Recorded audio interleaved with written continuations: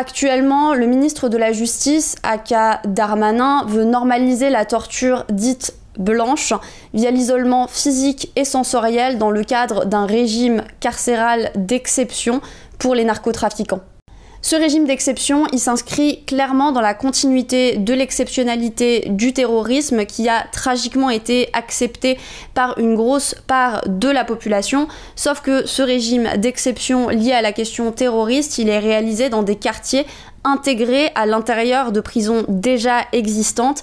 Ici, il s'agit de littéralement dédier une prison au narcotrafic. Si les QHS pour quartiers de haute sécurité ont été fermés dans les années 80, ce n'est absolument pas pour rien. C'est parce que ce régime d'enfermement était encore plus inhumain que les autres et constituait une forme de torture. Malgré leur officielle fermeture, ils avaient en réalité plutôt été dilués dans les quartiers disciplinaires et les quartiers d'isolement qui ne permettent clairement pas de meilleures conditions d'enfermement que les anciens QHS. Aujourd'hui, Darmanin travaille à ce qui est appelé un établissement de haute sécurité qui est clairement pensé sur ce modèle-là, voire même va plus loin.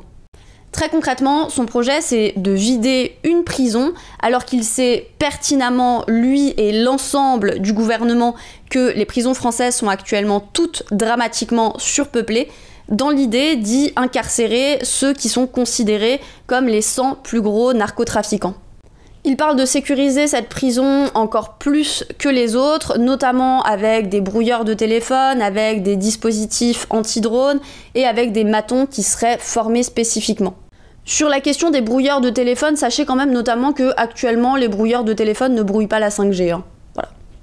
Mais au-delà de ce détail, faut surtout bien comprendre que concrètement, c'est une grosse idée de merde, même si on croit premier degré à cette guerre insensée contre la drogue. Non, vraiment, on se demande qu'est-ce qui pourrait mal se passer de rassembler au même endroit les plus gros narcotrafiquants. Concrètement, c'est soit l'occasion d'avoir des règlements de compte entre rivaux, soit c'est l'occasion de produire des liens qui renforceront les réseaux. Et puis d'un point de vue abolitionniste pénal, on est toujours et encore dans une fuite en avant vers des conditions d'incarcération toujours pire, en l'occurrence dans des régimes d'exceptionnalité avec d'abord le terrorisme, puis aujourd'hui le trafic de stupéfiants, mais tout ça finira évidemment par ricocher sur l'ensemble des détenus. Dans les années 70, en France, de nombreuses mutineries ont éclaté dans les prisons, notamment pour se plaindre des conditions d'enfermement, mais aussi justement spécifiquement à l'encontre des QHS. Ces révoltes, elles avaient notamment permis de faire émerger le sujet carcéral dans le débat public, mais aussi de produire des solidarités avec notamment des groupes qui ont cherché à entendre, à comprendre et ensuite aussi à relayer les revendications des prisonniers.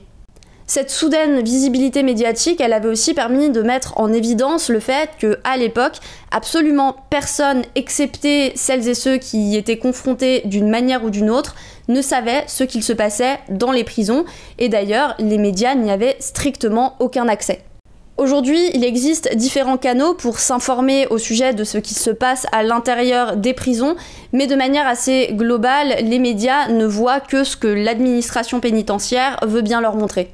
Si vous vous intéressez suffisamment au sujet des prisons et que vous regardez des reportages, des documentaires, etc., vous allez assez rapidement constater que vous voyez presque systématiquement les mêmes prisons, et c'est pas du tout un hasard. C'est même déjà arrivé qu'un média qui demande une autorisation pour aller filmer à l'intérieur d'une prison se retrouve à avoir exclusivement l'autorisation d'aller visiter une prison vide avant même que les premiers détenus y soient incarcérés, comme si ce qui intéressait les journalistes était l'architecture et la déco des prisons. Ce petit interlude là, c'est pour dire que globalement, au sujet des prisons, on est passé d'un silence honteux à une propagande agressive qui est notamment portée par les politiques de droite, mais aussi par la complicité de la majorité des médias. Ils ont construit collectivement le narratif de l'insécurité via un matraquage idéologique sans cohésion sur plusieurs décennies, en instrumentalisant suffisamment la peur pour que la question de la cohérence et la nécessité de preuves passe clairement au second plan, derrière la peur. Et ce matraquage idéologique, il va servir à empêcher totalement la remise en question des prisons, mais il va aller encore plus loin, puisqu'il va justement entraîner une forte acceptation, voire même des revendications vers toujours plus de prisons, vers toujours plus de carcérales. À l'intérieur de cette propagande relativement globale, on peut observer des phénomènes qui sont clairement plus spécifiques. Les opérations Place Nette XXL, la survisibilisation de certains meurtres liés à la question du trafic de stupéfiants, mais aussi le développement de tout un vocabulaire à base de narcotrucs dans les médias, narcotrafic, narcotrafiquants, narcomicides, etc., etc. Moi je propose narcolepsie pour Darmanin, histoire qu'on voie un peu moins sa gueule. Ces éléments y préparent le terrain depuis des mois et des mois à l'exceptionnalité du narcotrafic dans l'ensemble de la chaîne pénale, c'est-à-dire en partant de la police et en allant jusqu'à la prison, en passant par la justice pénale. Cette exceptionnalité qui est clairement produite sur le schéma de ce qui existait déjà avec le terrorisme. On peut clairement se demander à qui le tour ce sera ensuite.